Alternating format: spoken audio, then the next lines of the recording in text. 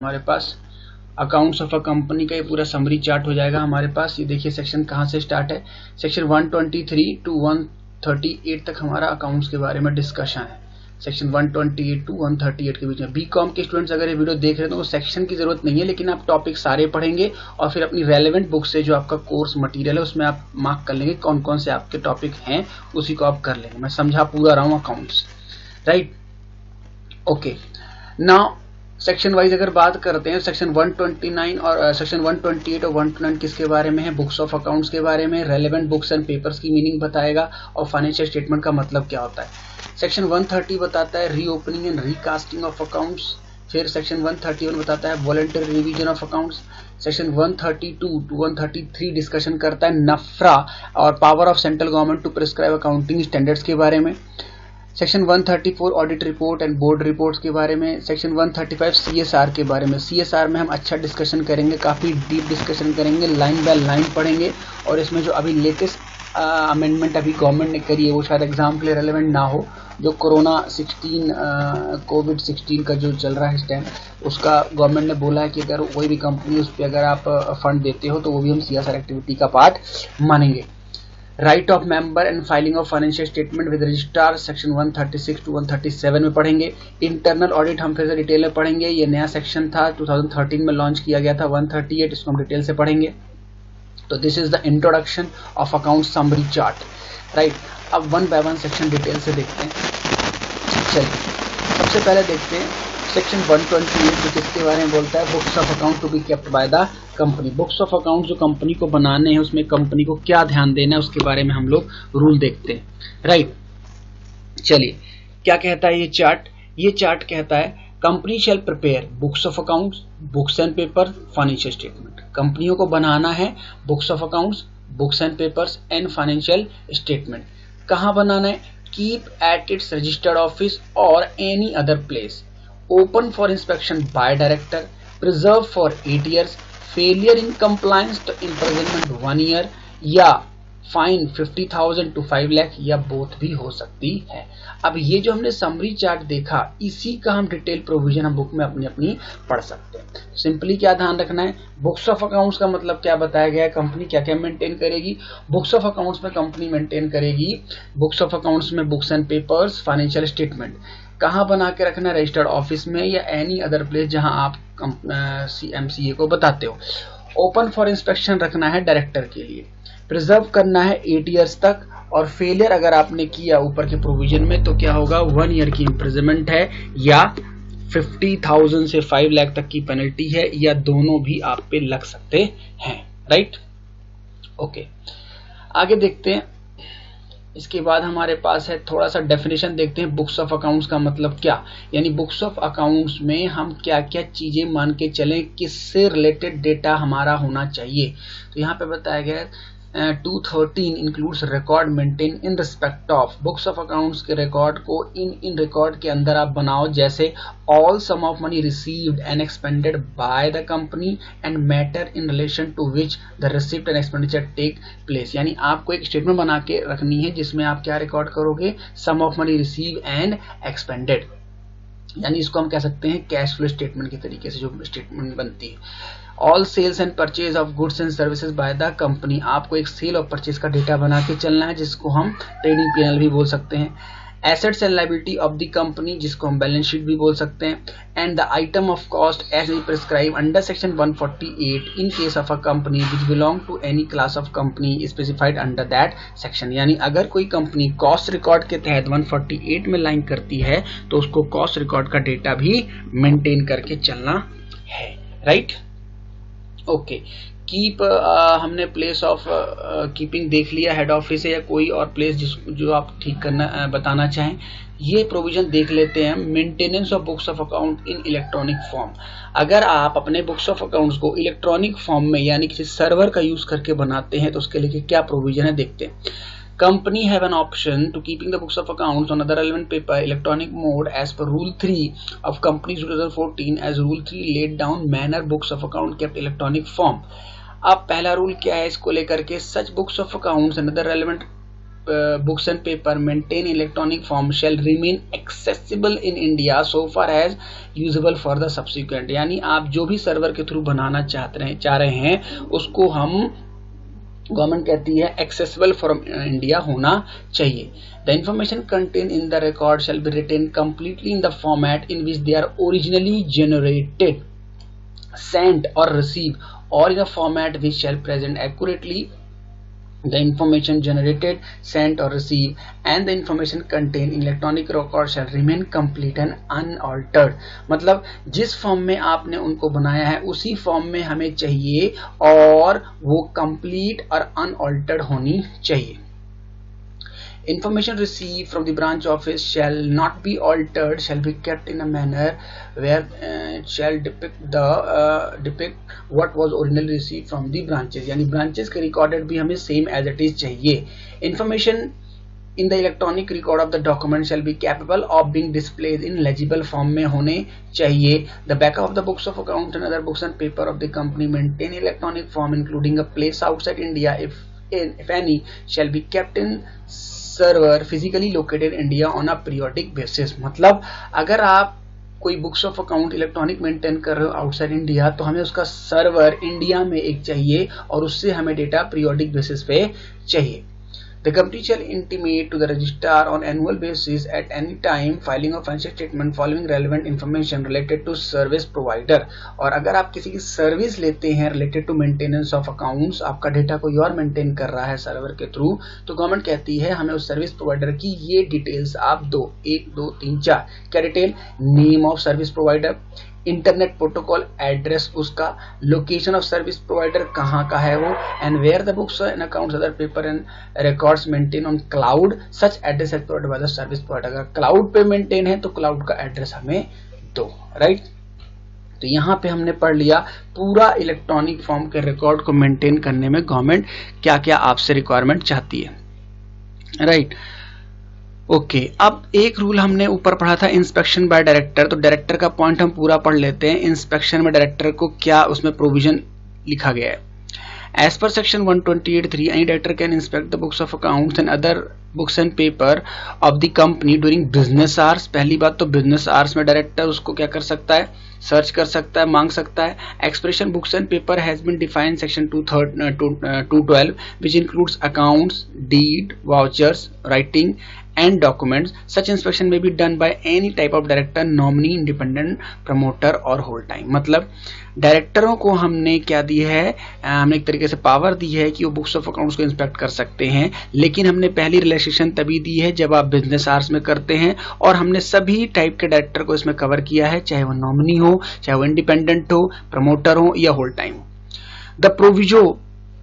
The proviso of subsection 3 provide that a person can inspect the books of accounts of the subsidiary only on the authorization by way of the resolution of board of director. The director can seek the information only individually and not by or through his attorney holder or agent or representative with respect to financial information maintain outside country to produce such financial information। मतलब हम जिसको power दे रहे हैं वो director को personally information acquire करने की दे रहे हैं, न कि उसके किसी रिप्रेजेंटेटिव को, न कि उसके किसी एजेंट को, और न कि किसी अटॉर्नी होल्डर को। यानी डायरेक्टर को पर्सनली ये पावर दी जा रही है कि बुक्स ऑफ अकाउंट्स रिकॉर्ड को देख सकता है, राइट।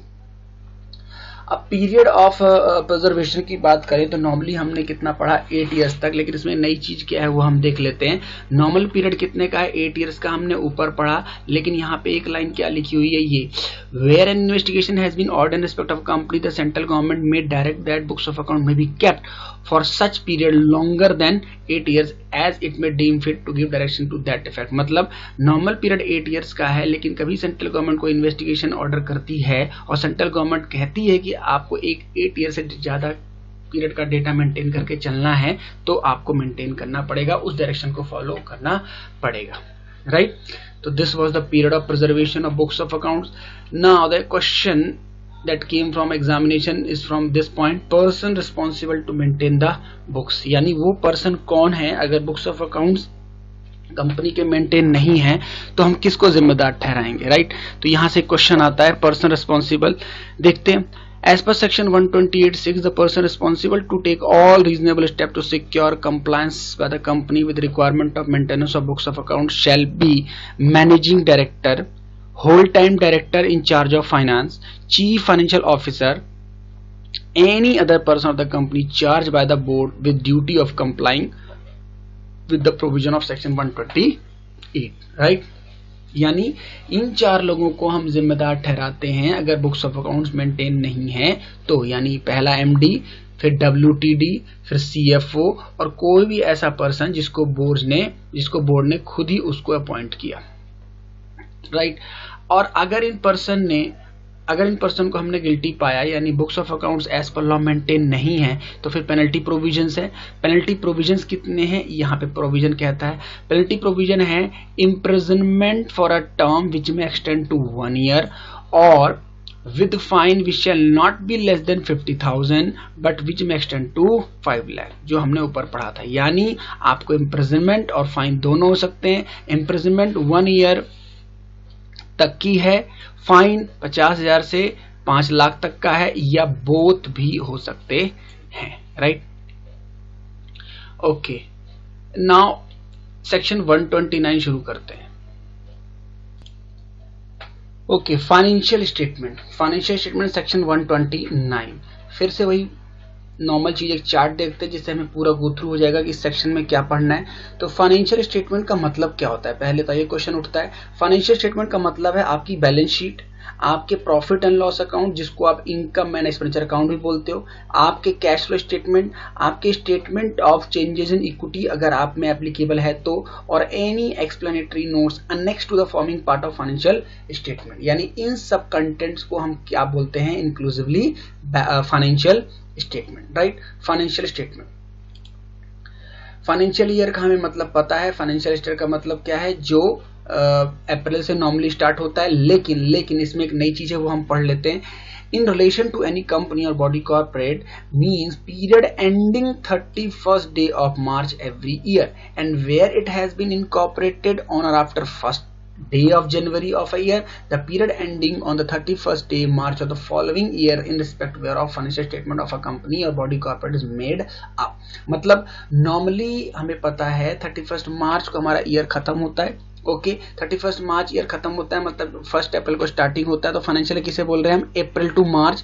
लेकिन कहा जा रहा है अगर कोई company 1st day of January में इनकॉर्पोरेट होती है तो उसका जो पीरियड एंड होगा सेम 31st मार्च को नहीं, नेक्स्ट 31st मार्च को जो पीरियड एंड होगा उसके लिए वही फाइनेंशियल ईयर माना जाएगा, राइट?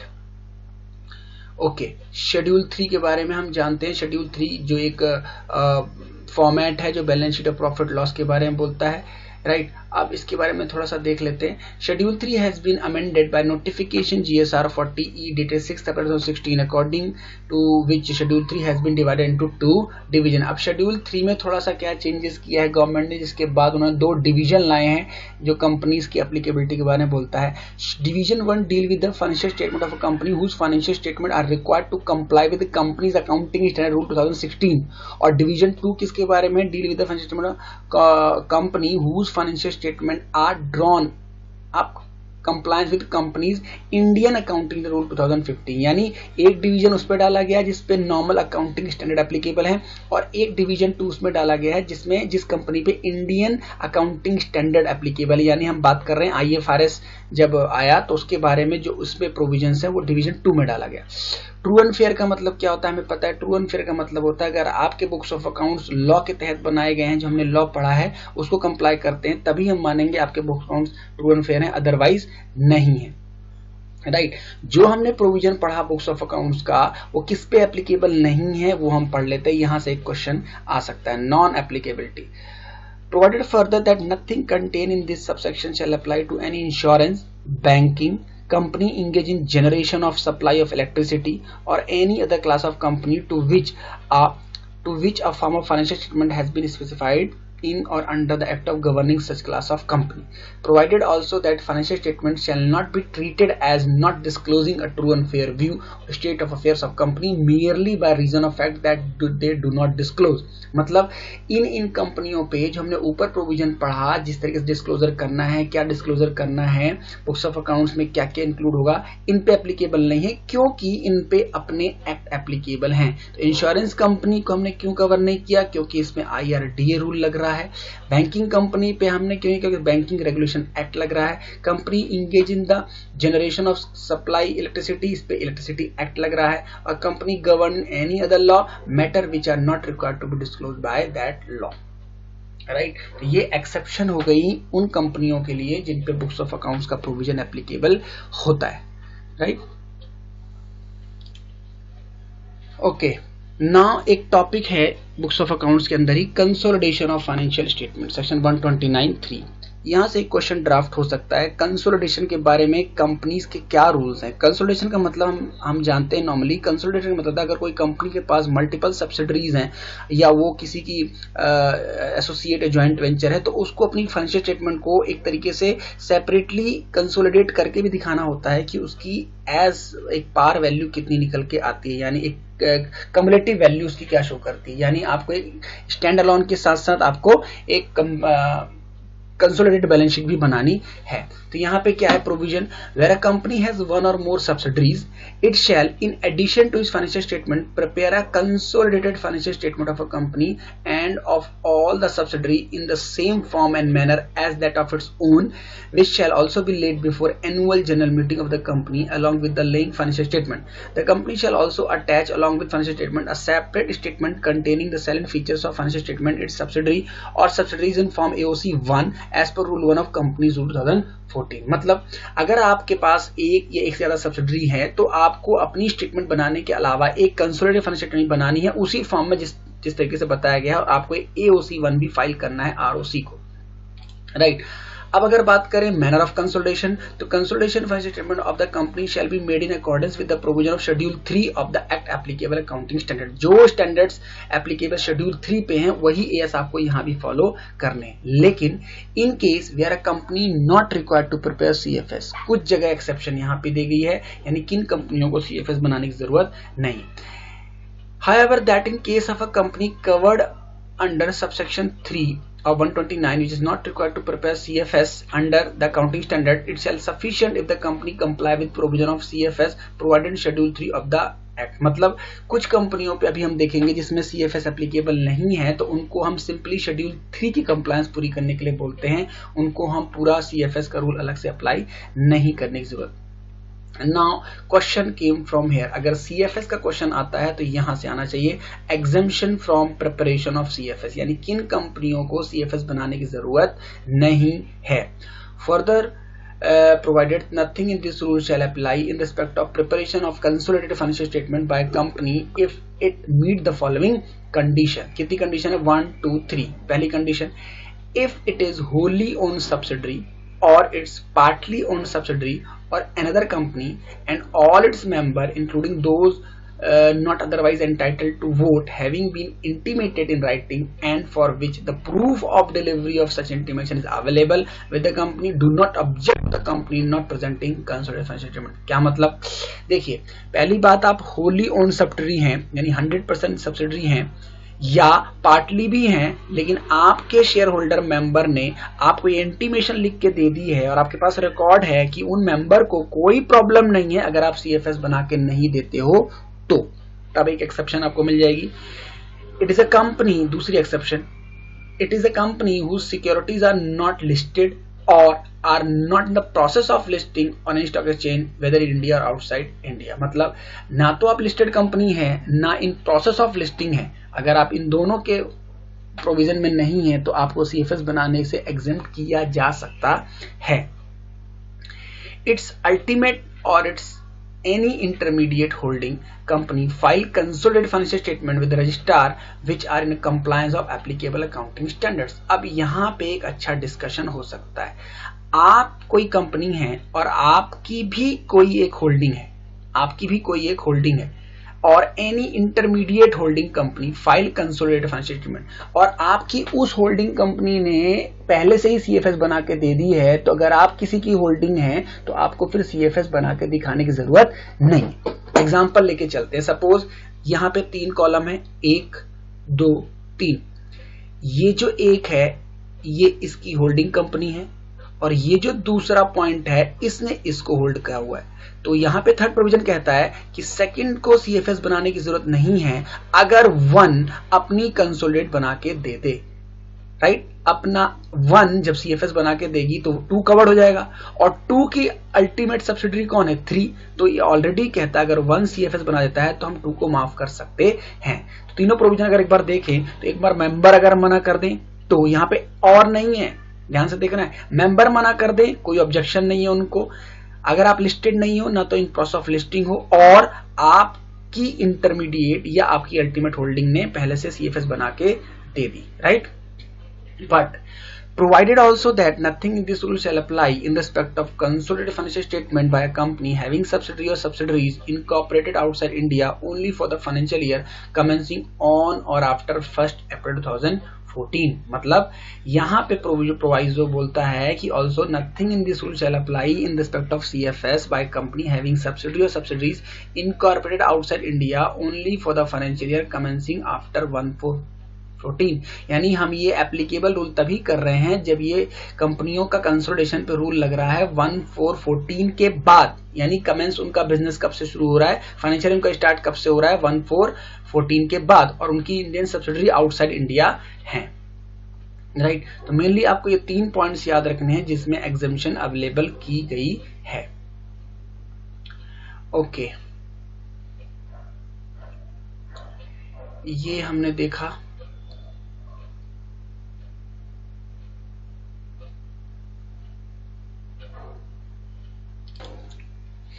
नाउ सेक्शन 130 किसके बारे में है, reopening of accounts on court और ट्रिब्यूनल ऑर्डर।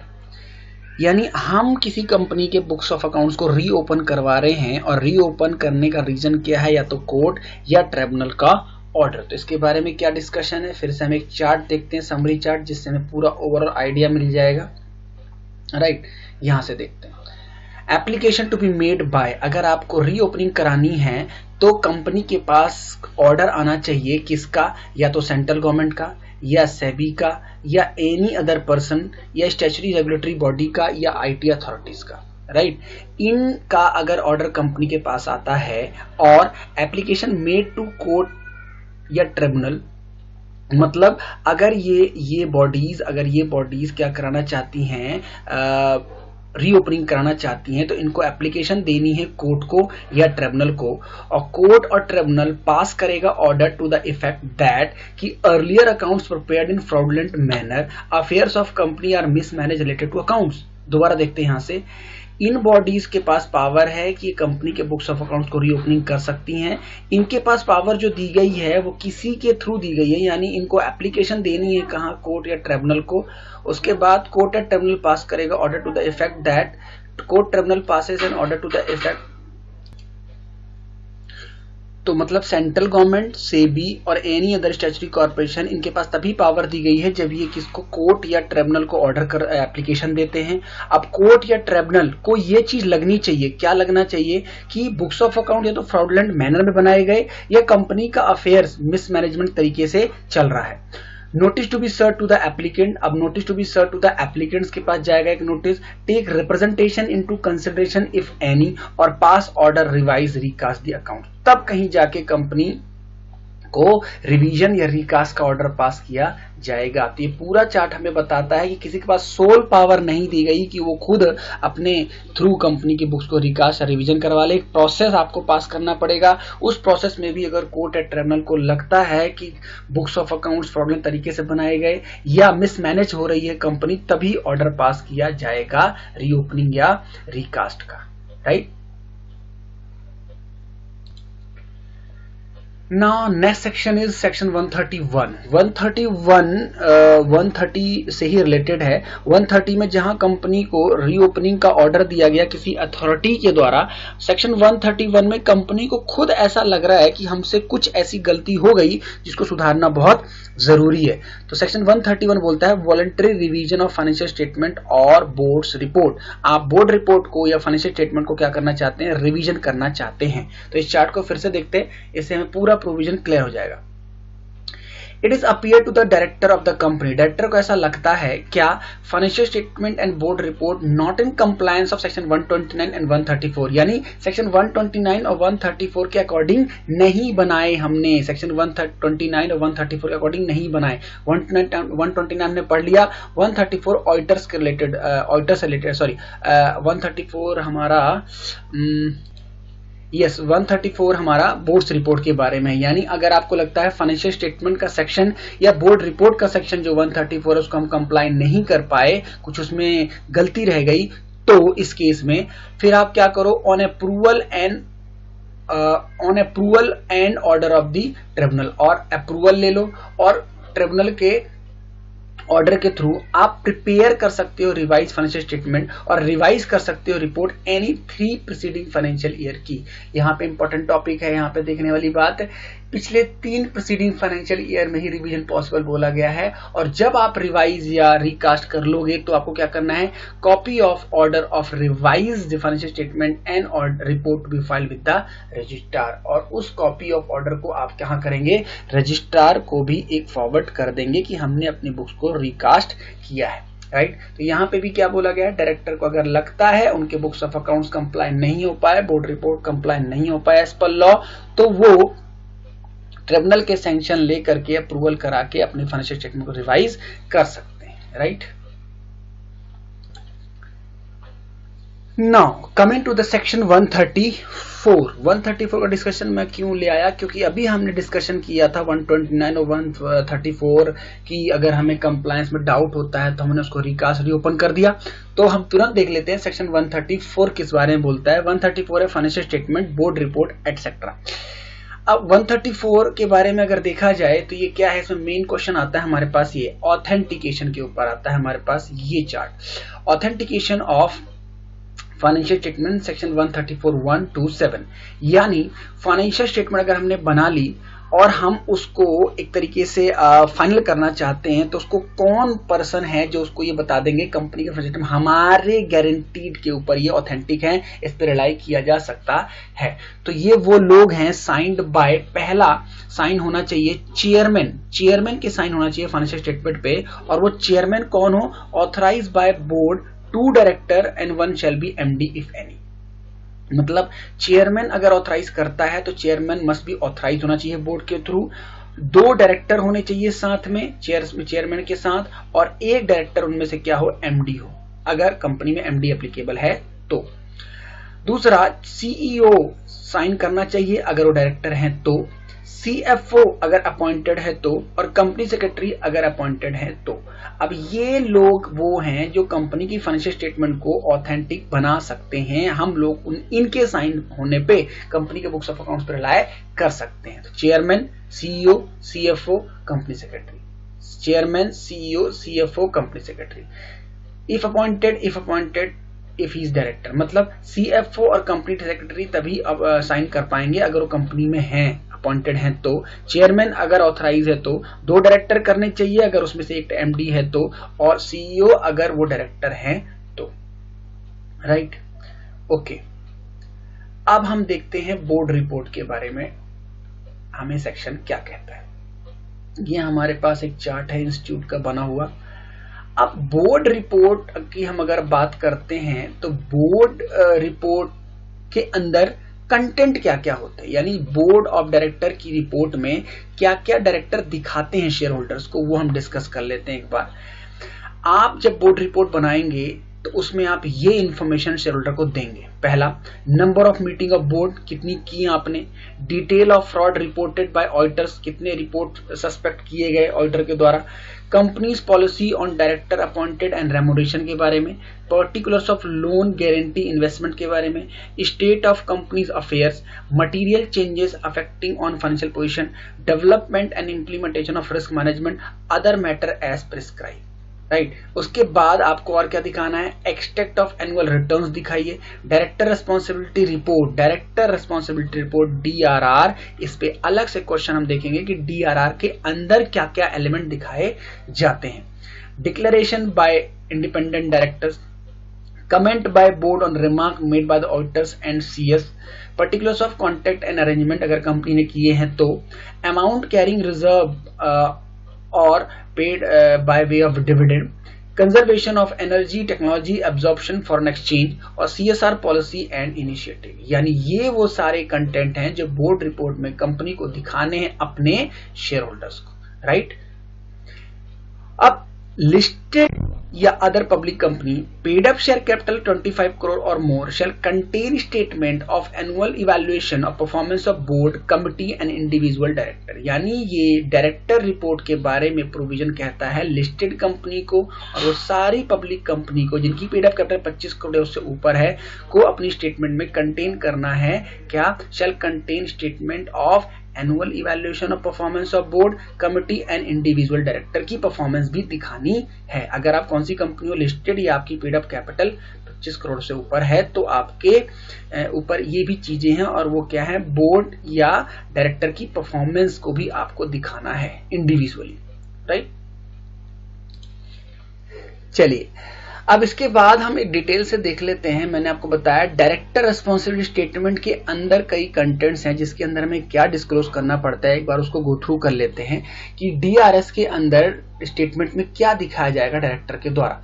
पहला, in the preparation of annual accounts if the applicable accounting standard had been followed along with proper explanation relating to material departures। मतलब हम ये बता रहे हैं कि हमारी जो रिस्पॉन्सिबिलिटी थी फाइनेंशियल स्टेटमेंट को लेकर के हमने उसको कंप्लाई की है और हमने उसमें अकाउंटिंग स्टैंडर्ड्स फॉलो कराए हैं। पहला तो हम ये लिख के दे रहे हैं, the director had selected such accounting policies and applied them consistently and made judgment and estimates that are reasonable and prudent so as to give a true and fair view of the state affairs of the company and end of financial year and profit or loss of the company of that period। मतलब हम ये आपको बताना चाह रहे हैं as a director कि हमने जो अकाउंटिंग पॉलिसी फॉलो करी है वो कंसिस्टेंटली हम फॉलो कर रहे हैं और जो हमारे जजमेंट एस्टिमेट है वो रीजनेबल है। हमने कोई एक तरीके से इरेलेवेंट जजमेंट या इरेलेवेंट हमने एस्टिमेट नहीं लिए हैं, सारे ट्रू एंड फेयर जजमेंट्स लिए हैं।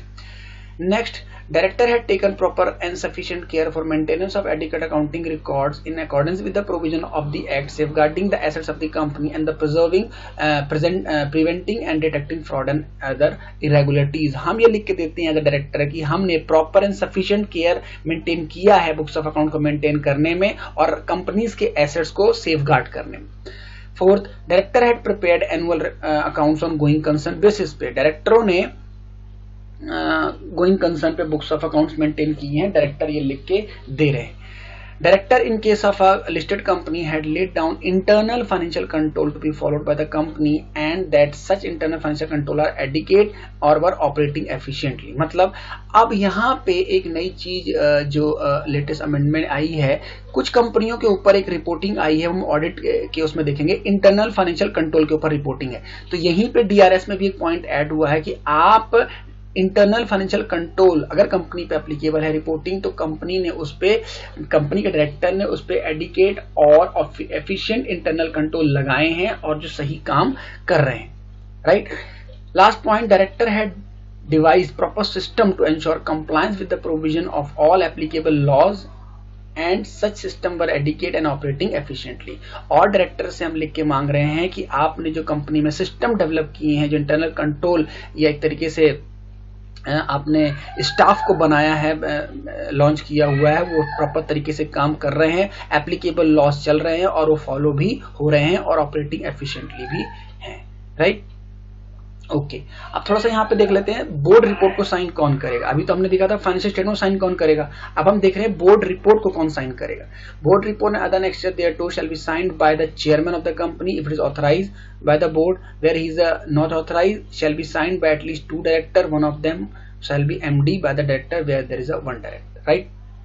सिंपली अगर पूछा जाए तो बोर्ड रिपोर्ट को साइन करने के लिए चेयरमैन को ही रखा गया है, अगर वो ऑथराइज है तो, अगर ऑथराइज नहीं है तो कम से कम 2 डायरेक्टर साइन करते हैं जिनमें से एक एमडी होने चाहिए तो हम मान लेंगे, और अगर एमडी नहीं है तो कोई भी वो डायरेक्टर जो भी, अगर एक ही डायरेक्टर है तो, राइट। अब फिर से वही कॉन्ट्रावेंशन का मतलब अगर बोर्ड रिपोर्ट में कोई कॉन्ट्रावेंशन पाया गया, आपने लॉ फॉलो नहीं किया जिसकी हमने अभी डिस्कशन किया, उसमें कहीं भी लूप होल आपने निकाला तो फिर क्या प्रॉब्लम है, तो फिर पेनल्टी आपके ऊपर लगेगी। कॉन्ट्रावेंशन क्या है, कंपनी के ऊपर भी लगेगी और जो डायरेक्टर ऑफिसर लायबल उसके ऊपर भी लगेगी। कंपनी के ऊपर हमेशा याद रखना है, हमें जितनी पेनल्टी होंगी उसमें इम्प्रिजनमेंट हो ही नहीं सकता, अमाउंट ही होगा, और ये भी याद रखना है उसमें अमाउंट ज्यादा होगा as compare to individual person. तो यहाँ पे फाइन कितना है, not less than 50,000 but which में एक्सटेंड टू 25 लाख, 50,000 से 25 लाख तक पेनल्टी। दूसरी बात, अगर ऑफिसर को पकड़ा गया तो imprisonment for a term which में extend to 3 years, fine which is 50,000 to 5 lakh and both, right. अब यहाँ पर्सन मैंने बताया था पेनल्टी 50,000 से 25 लाख थी किसमें, कंपनी केस में। अब यहाँ पे क्या है, 50,000 से 5 लाख तक रोक दी गई है। हाँ, यहाँ पे इम्प्रिजनमेंट नया है 3 years का, और यहाँ बोथ का प्रोविजन भी है, right? Okay. Next provision is company social responsibility, section 135. This is very important topic. This is very important section also. CSR, company social responsibility, इससे क्वेश्चन डेफिनेटली आने के पूरे चांस हैं, चाहे वो किसी भी लेवल पे हो। तो इसको हम पूरा डिटेल से पढ़ेंगे, कोशिश करेंगे हम सारा इसको कवर करें, बट जो चार्ट से क्लियर हो जाएगा उसको हम डिटेल से नहीं देखेंगे, राइट। अब देखते हैं इस पे क्या लॉ लिखा हुआ है। कॉर्पोरेट सोशल रिस्पॉन्सिबिलिटी, सबसे पहले देखते हैं सोशल रिस्पॉन्सिबिलिटी सीएसआर का प्रोविजन किस कंपनी पे एप्लीकेबल है, यानी किस कंपनियों को सीएसआर एक्टिविटी में पार्टिसिपेट करना है, सीएसआर कंट्रीब्यूशन करना ही करना है, राइट। तो यानी हम पहले देखते हैं applicability of CSR. This is Which company is required to constitute CSR committee, यानी CSR कमिटी बनानी ही पड़ेगी आपको। अगर आपको CSR कंप्लायंस करना है तो CSR कमिटी के थ्रू होगा, यानी किन कंपनी को CSR कमिटी को फॉर्म करना पड़ेगा।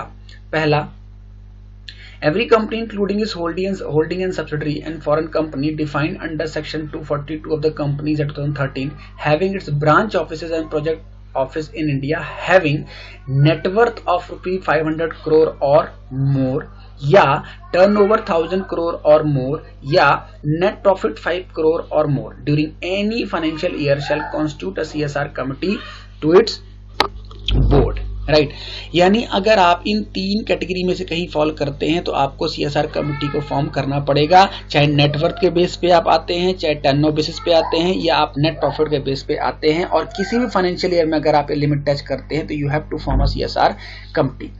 Now, CSR committee shall institute a transparent monitoring mechanism for implementation on the CSR project or program or activity undertaken by the company. However, net worth, profit, turnover of foreign company shall be computed in accordance with balance sheet and profit loss account of such company as prepared in accordance with provision of 381 of section 198 of the Act. मतलब अब यहाँ पे कुछ foreign company भी CSR लग सकता है, foreign company में सीएसआर लग सकता है, तो उनके लिए नेट प्रॉफिट लॉस की फिगर हम उसके अकॉर्डिंग लेंगे जो प्रोविजन 381 और 198 ऑफ द कंपनीज एक्ट बोलता है, right. Okay, exclusion of the company किसको नहीं करनी, every company which ceases to be company covered under subsection 1 of section 135 for 3 consecutive financial year, मतलब 3 लगातार सालों में आपके पास वो तीनों लिमिट जो हमने पढ़ी थी, नेट प्रॉफिट, टर्नओवर और नेटवर्थ की, उस पर आप नहीं टच कर पाते हैं 3 लगातार, तो फिर हम आप पे एग्जेम्प्ट कर देंगे सीएसआर का प्रोविजन सीएसआर कमिटी का। Shall not required to be constitute CSR committee and is not required to comply with the provision of section 135। यानी अगर हम दोबारा इसको समझें तो पहली बात तो इन कंपनियों, अगर इन पे ये लिमिट टच होती है तो आपको सीएसआर कमिटी बनानी है। मैं कहता हूं कि हमने सीएसआर कमिटी बना ली और एक पर्टिकुलर ईयर में, यानी मैं बात करूं 17-18 कोई पर्टिकुलर ईयर में मैं किसी भी लिमिट में नहीं आ पाया, तो क्या मैं इस साल से अब सीएसआर कमिटी का ब्रेक कर दूं? नहीं। यहां पे प्रोविजन कहता है एक्सक्लूजन तभी है जब आप 3 कंटिन्यूअस फाइनेंशियल ईयर तक उस लिमिट के अंदर ना आए, तो आपका कॉन्स्टिट्यूशन जो अपन बनाई थी उसको आप रिलीज भी कर सकते हो, यानी आपको बनाने की जरूरत नहीं है। नाउ अब हम ये बात करते हैं कि जो हम सीएसआर कमिटी बनाएंगे उसका कंपोजिशन क्या होगा, उसमें कौन होगा, कितने मेंबर होंगे, डायरेक्टर कैसे होंगे, right. CSR committee shall be consisting of 3 और more director, out of which at least 1 director shall be an independent director. कम से कम 3 डायरेक्टर हों या ज्यादा, एक उसमें से क्या होना चाहिए, independent. An unlisted public company or a private company which is not required to appoint an independent director shall have its CSR committee without any director. मतलब अगर कोई अनलिस्टेड पब्लिक कंपनी है और private company which is not required to appoint an independent director shall have its CSR committee without such director. कोई unlisted company है या private company है जिसको इंडिपेंडेंट डायरेक्टर रखने की जरूरत नहीं है, तो उसको क्या करना पड़ेगा, उस सीएसआर कमिटी में वो बिना इंडिपेंडेंट के ही फॉर्म कर सकता है। वैसे तो इंडिपेंडेंट यहाँ पे कंपलसरी है, लेकिन हम अगर पढ़ते हैं इंडिपेंडेंट डायरेक्टर किस पे एप्लीकेबल है और उसमें प्राइवेट कंपनियां नहीं है, लिस्टेड नहीं है, तो फिर उनको नहीं रखने की जरूरत है। Next, private company having only 2 director on its board shall constitute its CSR committee with such 2 directors. With respect to foreign company covered in the above, CSR committee shall comprise at least 2 persons, of which 1 person shall be specified under 381D of the Act. Another person shall be nominated by the foreign company. फिर से वही बात, foreign company की बात अगर आएगी तो वही 380 सबसेक्शन लगने वाला है, तो उसके ऊपर क्या लिखा गया कि जो भी वो अपॉइंट करना चाह रहे हैं कम से कम 2% तो हमें वहां भी चाहिए, और जो भी सेक्शन 381 बोलेगा उसके अकॉर्डिंग। Board report under subsection 3 134 shall disclose the composition of CSR committee. फिर से वही बात हमने पढ़ा भी था बोर्ड रिपोर्ट में। बोर्ड रिपोर्ट 134 में हमने पढ़ा था कि अगर आपकी बोर्ड रिपोर्ट बन रही है तो उसमें आपको एक पॉइंट दिखाना है कि अगर आपके पास सीएसआर कमिटी का कॉन्स्टिट्यूशन कंपलसरी हो गया है तो उसके कंपोजिशन को आपको बोर्ड रिपोर्ट में भी दिखाना है। उसके बाद सिंपल सा है, सीएसआर कमिटी क्या करेगी, तो बड़ा आसान सा पॉइंट है। सीएसआर कमिटी बोर्ड रिपोर्ट उसमें क्या करेगी, तो फॉर्मुलेट करेगी, रिकमेंड करेगी बोर्ड को सीएसआर पॉलिसी के बारे में, रिकमेंड करेगी खर्चा कहाँ करना है, किस एक्टिविटी में करना है, और मॉनिटर करती रहेगी टाइम टाइम सीएसआर पॉलिसी के बारे में। कंटेंट ऑफ सीएसआर पॉलिसी क्या होने चाहिए, लिस्ट ऑफ सीएसआर प्रोजेक्ट क्या है, प्रोग्राम्स क्या है, मॉनिटरिंग प्रोसेस क्या है हमारा, CSR activity do not include activity undertaken in the pursuance of normal course of business activity, हमें पता होना चाहिए। आगे हम डिस्कस भी करने वाले हैं कि सीएसआर एक्टिविटी को शेड्यूल के अकॉर्डिंग बोला गया है, यानी सीएसआर एक्टिविटी में कुछ एक्टिविटी डिफाइन की गई है, उन्हीं एक्टिविटी में अगर आप पैसा खर्च करते हैं तभी वो सीएसआर माना जाएगा, अदरवाइज नहीं। तो इसका मतलब अगर आप नॉर्मल बिजनेस में अपना पैसा खर्च कर रहे हैं, चाहे वो एक्टिविटी शेड्यूल के अंदर ही क्यों ना आ जाए, तो उसको हम सीएसआर एक्टिविटी का काम नहीं मानेंगे। The CSR policy of the company shall specify that surplus arising out of the CSR project or program or activity shall not form part of business profit of the company। मतलब CSR policy of the company shall specify that surplus arising out of CSR project or program activity shall not form part of business profit of the company। सही बात है, अगर हम CSR activity कर रहे हैं और उसके ड्यूरेशन में हमें कोई प्रॉफिट या सरप्लस अराइज होता है तो उसको हम बिजनेस का प्रॉफिट नहीं मानेंगे, राइट। उसके बाद ये भी हमारा ठीक है, duties amount of contribution towards CSR. हाँ, ये देख लेते हैं हमें कितना अमाउंट कंट्रीब्यूट करना है, कितना परसेंटेज अमाउंट, यहाँ से क्वेश्चन बनना चाहिए। वैसे तो पूरा सीएसआर ही इंपॉर्टेंट है, बट यहाँ पे हम देखते हैं कितना अमाउंट कंट्रीब्यूट करना है। The board of every company shall ensure that company spend in every financial year at least 2% of average net profit of the company made during the 3 immediately preceding financial year in pursuance to CSR policy। मतलब आपको अपने net profit का 2% spend करना है। दोबारा देखते हैं, board of every company shall ensure that company spend in every financial year at 2% करना है of average net profit of company made during 3 immediately preceding financial year. 2% current year का नहीं लेना, 2% हमें निकालना है पिछले 3 प्रीसीडिंग फाइनेंशियल ईयर के प्रॉफिट का 2% आपको करंट फाइनेंशियल ईयर में स्पेंड करना है in pursuance to CSR policy. The company shell give preference to the local area and areas around it where it operate for spending the amount इमारत as CSR activity. अभी हम देखेंगे schedule 3 में activity define की गई है, वहीं आपको अमाउंट स्पेंड करना है। If the company fail to spend such amount the board shall in its report specify the reason for not spending the amount. और अगर किसी रीजन से आपने अमाउंट तो सेट असाइड कर लिया लेकिन उसको स्पेंड नहीं किया तो फिर से वही बोर्ड रिपोर्ट में आपको रीजन देना पड़ेगा।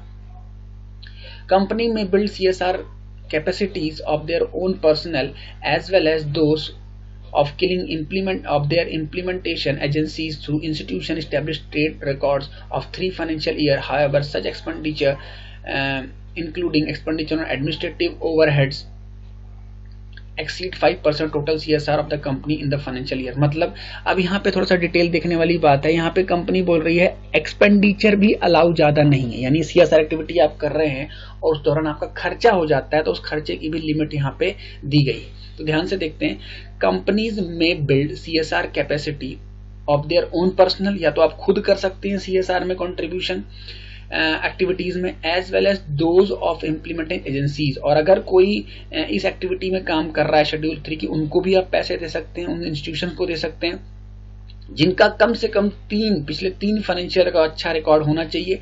However, such expenditure including expenditure on administrative overhead, अगर आप खुद करते हैं और आपका ओवरहेड खर्चा आ जाता है तो shall not exceed 5% of total CSR expenditure of the company of 1 financial year। तो आप उन खर्चों के लिए भी हमसे रिलैक्सेशन नहीं मांग सकते, उसको हम मैक्सिमम 5% ही अलाउ कर रहे हैं अगर आपका कोई CSR एक्टिविटी में खर्चा होता है तो। CSR एक्टिविटी के कंट्रीब्यूशन में अगर कोई खर्चा होता है, right.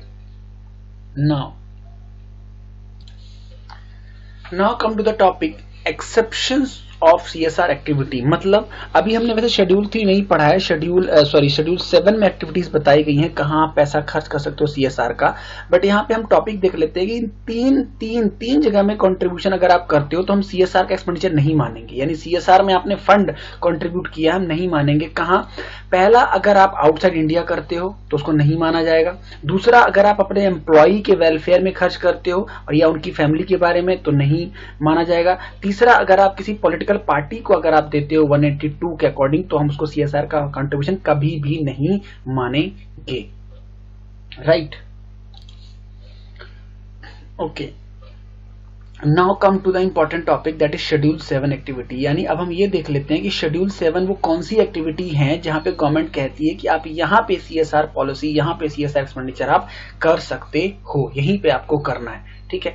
Activity which may be included in the companies in their CSR policy activity as specified under schedule 7 of as follows. पहला, अब इसको याद करने की जरूरत नहीं है, इसको आप ऐसे याद करना है कि जहां पे प्रॉब्लम्स हैं इंडिया में, जिस एरिया को इम्प्रूव करना है, जिस एरिया में बैकवर्डनेस है, जिस एरिया में इतनी फैसिलिटी नहीं है, वहां पे आप कंट्रीब्यूट कर सकते हैं। जैसे सिंपल सा देखिए, हंगर है, पॉवर्टी है, मालन्यूट्रिशन है, प्रमोटिंग हेल्थ केयर है, प्रिवेंटिव हेल्थ केयर चेकअप्स है, और ये जो नई चीजें ऐड हुई स्वच्छ भारत कोर्स है, सेंट्रल गवर्नमेंट के फंड में आप दे सकते हैं, ड्रिंकिंग वाटर है, ठीक है, एजुकेशन में दे सकते हैं, स्किल डेवलपमेंट प्रोग्राम में दे सकते हैं, employment enhancing vocation skill programme में कर सकते हैं आप, राइट। प्रमोटर जेंडर इक्वालिटी में आप खर्चा कर सकते हैं, वीमेन एम्पावरमेंट में कर सकते हैं, ओल्ड एज होम के सेटिंग अप में आप कर सकते हैं, एनवायरमेंटल सस्टेनेबिलिटी में कर सकते हैं, इकोलॉजिकल बैलेंस में कर सकते हैं, एयर सॉयल के मेंटेनेंस में कर सकते हैं आप खर्चा, प्रोटेक्शन ऑफ नेशनल हेरिटेज में आप खर्चा कर सकते हैं,